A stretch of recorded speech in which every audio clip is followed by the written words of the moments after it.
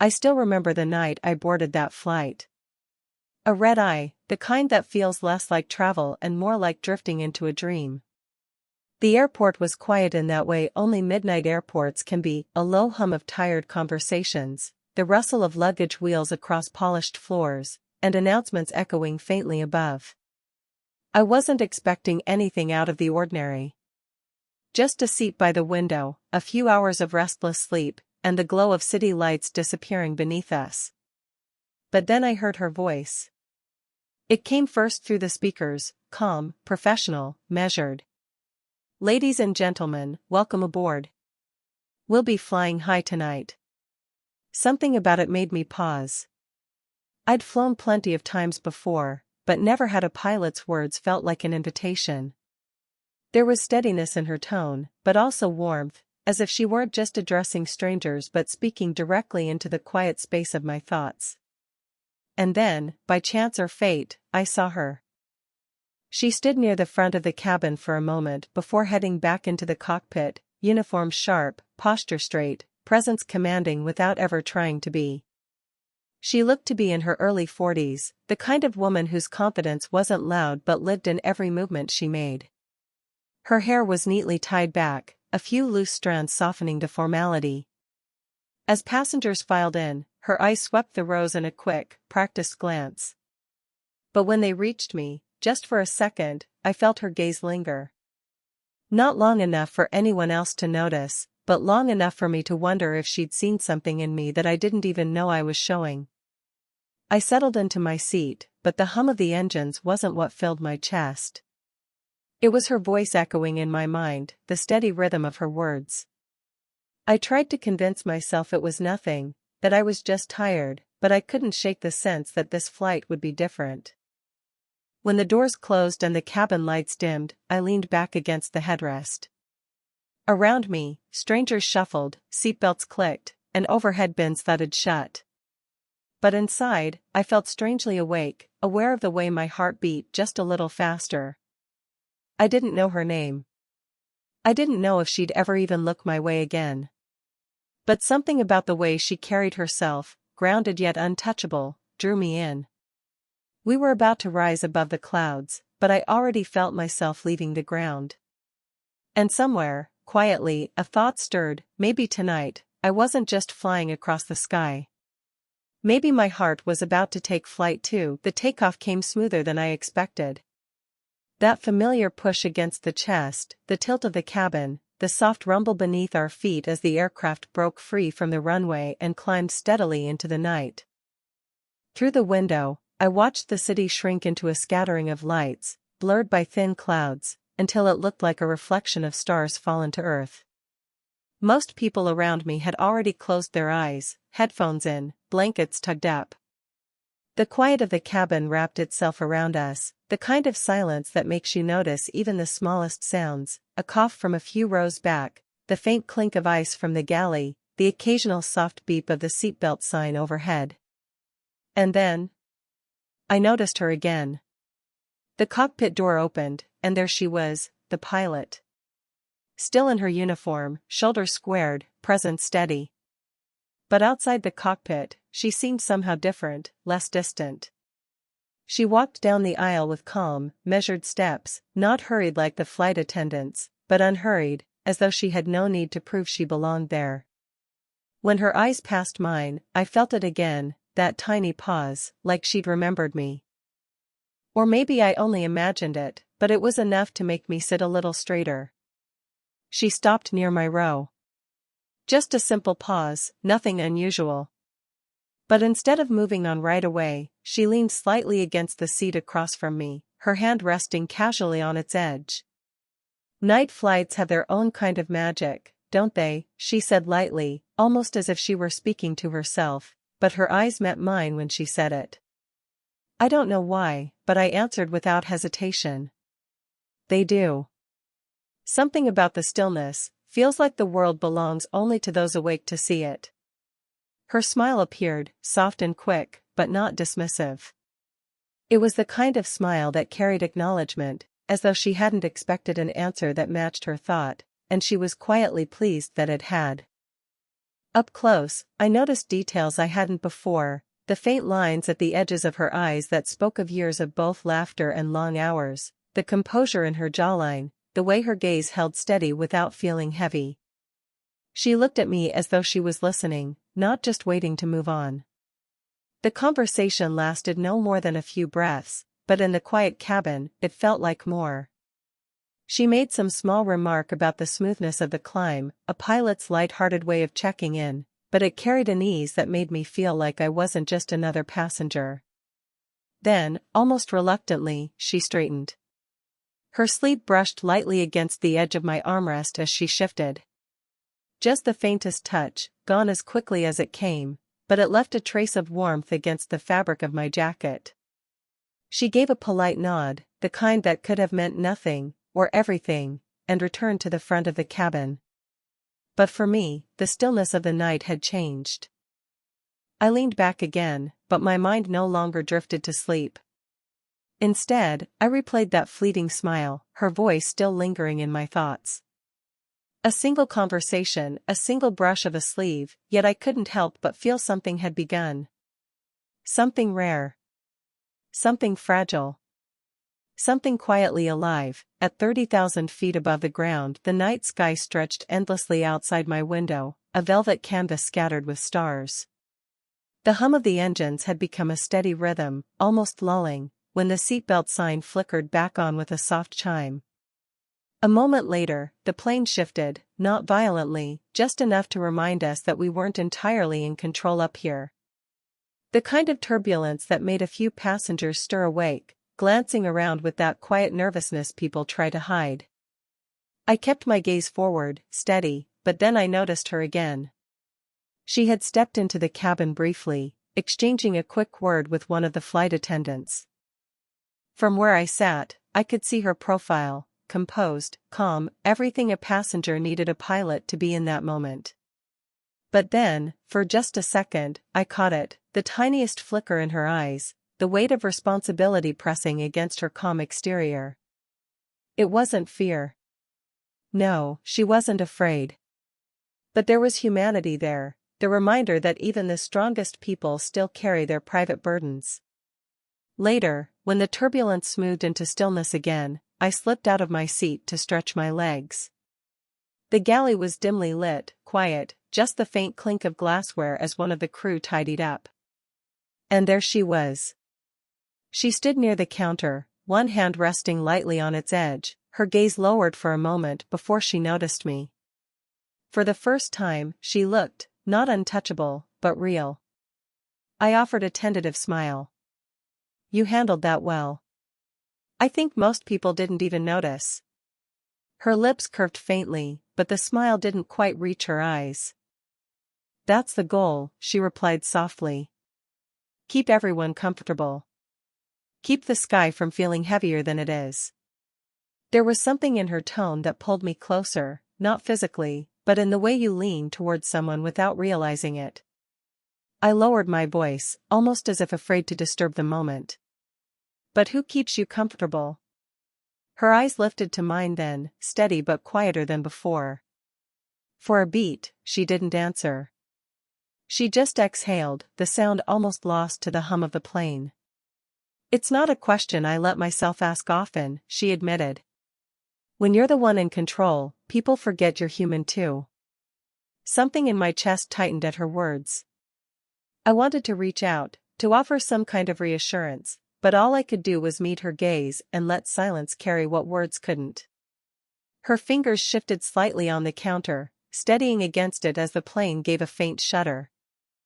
I noticed the tiniest tremor before she straightened, her composure sliding neatly back into place. You're different, she said at last, almost too quietly. Most people don't look past the uniform. I didn't know what to say to that. I just nodded, my voice low. I couldn't help it. And in that hushed corner of the sky, surrounded by silence and dim light, I felt it, a bridge forming between us. Fragile, unspoken, but real, the flight had settled into that quiet stretch between departure and destination, the long, steady rhythm of engines, the dim glow of cabin lights, the hush that wrapped itself around every row. Most passengers were asleep now, heads tilted against windows or tucked into the curve of neck pillows. But I was wide awake. It wasn't restlessness. It wasn't even the altitude. It was her. I had tried to close my eyes, to drift into the blur of hours ahead, but my thoughts kept circling back to the galley, to her voice, her words, the way she had allowed herself to be human for just a moment. It wasn't something you expected from someone who carried authority the way she did. And yet, knowing she had chosen to share even a sliver of that truth with me, it felt like more than coincidence. When the cockpit door opened again, I didn't notice at first. But then I felt it, that quiet shift in the air, like presence itself had weight. She walked down the aisle, calm, assured, yet slower this time, as if she wasn't in any particular hurry. She stopped near where I sat. No announcement, no reason obvious enough for others to notice. Just her hand brushing lightly against the back of the seat in front of me as she leaned ever so slightly toward my row. "How's the flight treating you?" she asked, her voice softened by the hush of the cabin. I smiled, keeping my own voice low. "Different. Better than I expected." Her lips curved, a smile, yes, but also something unspoken. "Good. Then I've done my job." It could have ended there. She could have walked away, polite and professional. But she didn't. Her gaze lingered, and in that stillness, it felt like neither of us was pretending anymore. I wanted to say something, anything that would match the weight of the moment, but words felt clumsy compared to the quiet between us. So I let the silence speak. I let my eyes hold hers, steady, unafraid. And then it happened, small, almost nothing, but enough to leave me changed.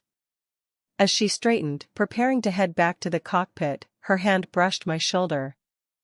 Just a light touch, fingertips grazing the fabric of my jacket, lingering for a heartbeat longer than formality would allow. The warmth of that touch burned into me, more powerful than any embrace could have been.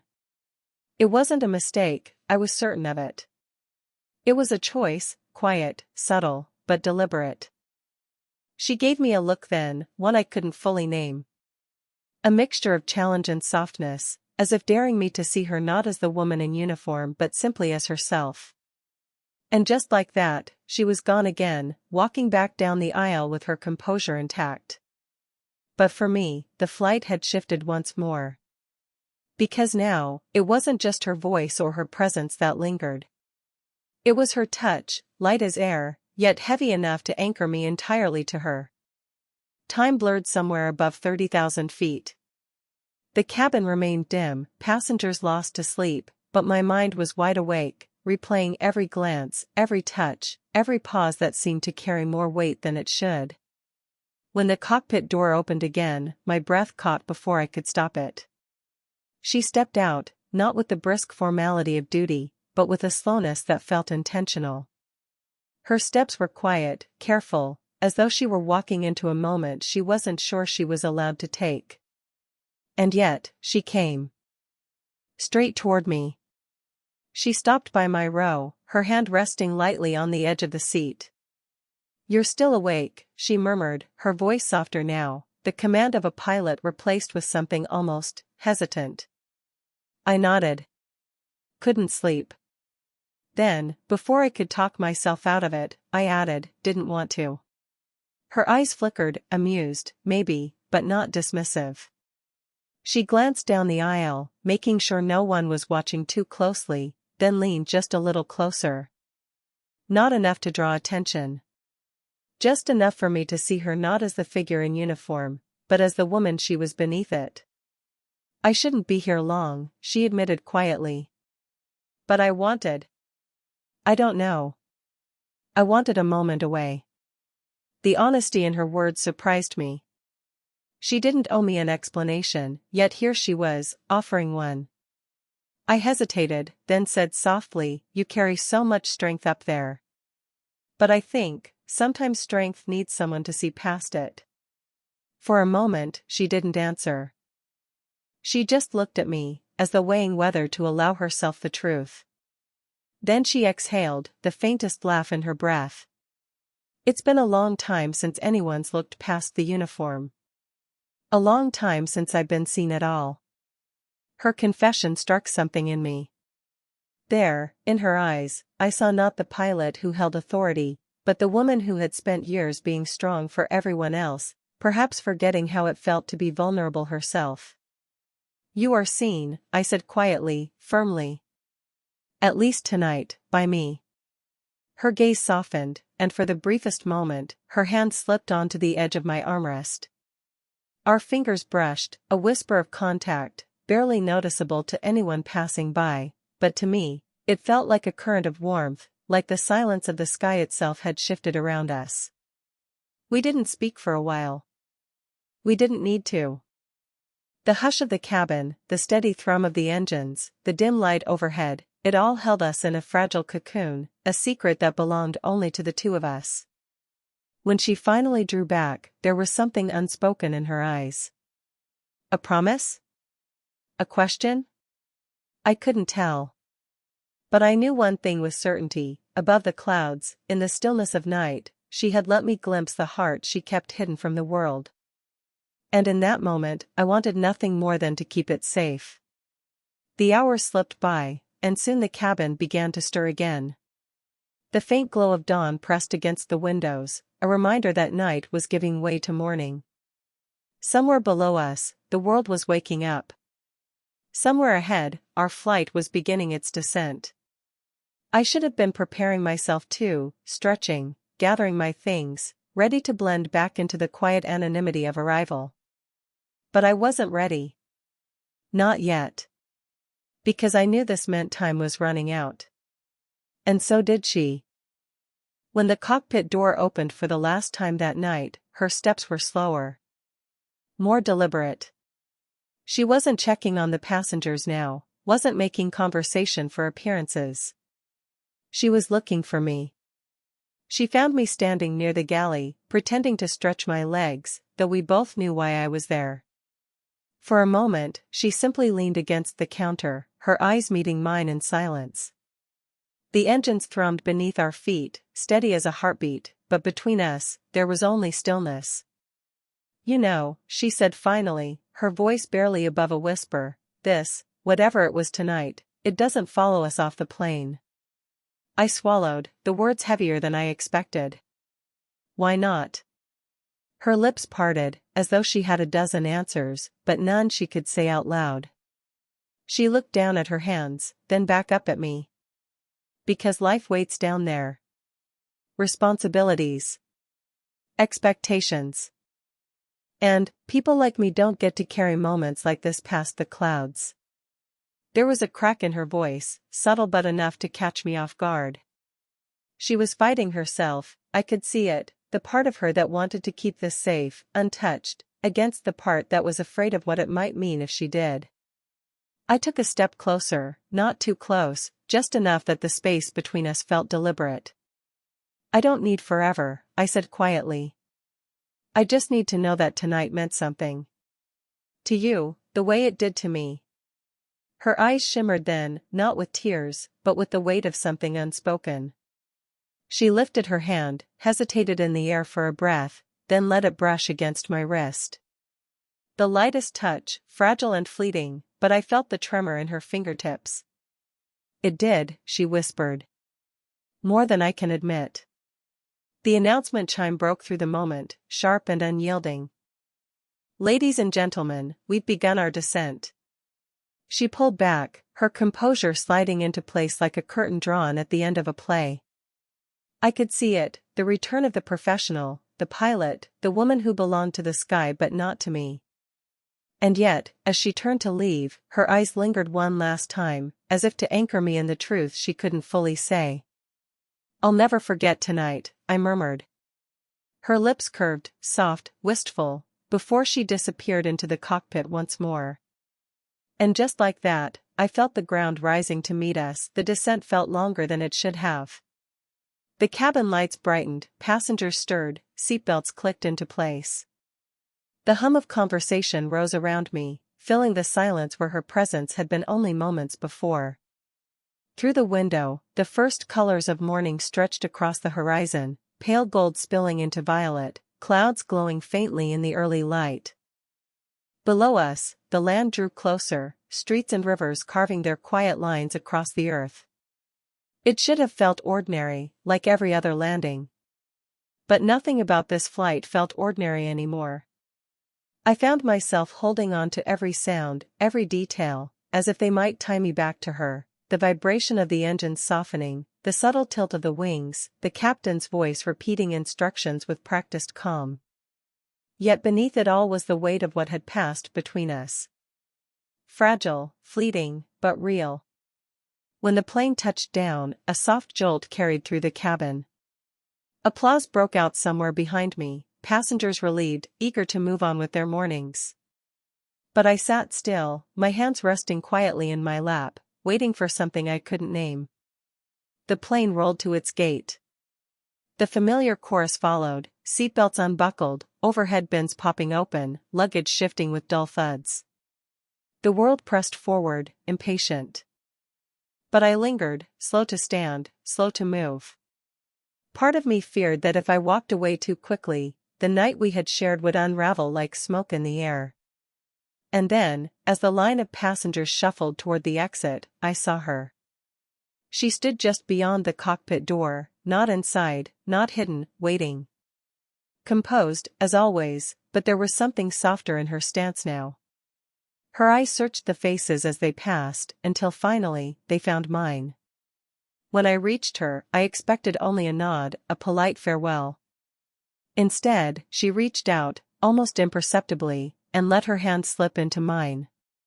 The contact was brief, delicate, but her palm was warm, grounding me in a way words never could.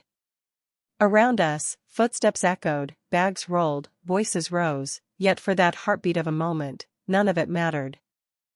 Her lips curved into the faintest smile, and in a whisper meant only for me, she said, "We were flying high tonight." I swallowed against the rush of emotion her words carried, answering just as softly, "So is my heart with you." The silence that followed was enough. There was no need for promises, no declarations of what would come next. What mattered was here, in this moment, in the touch of her hand, in the quiet truth we shared above the clouds. And then, with a final squeeze, she let go. I stepped forward, carried with the crowd, but not with the same emptiness I had feared. Because I knew, what we shared might not live in the daylight, but it would live in me. Some nights belong to memory. Some flights carry more than passengers. And sometimes, the heart learns to fly higher than the sky itself.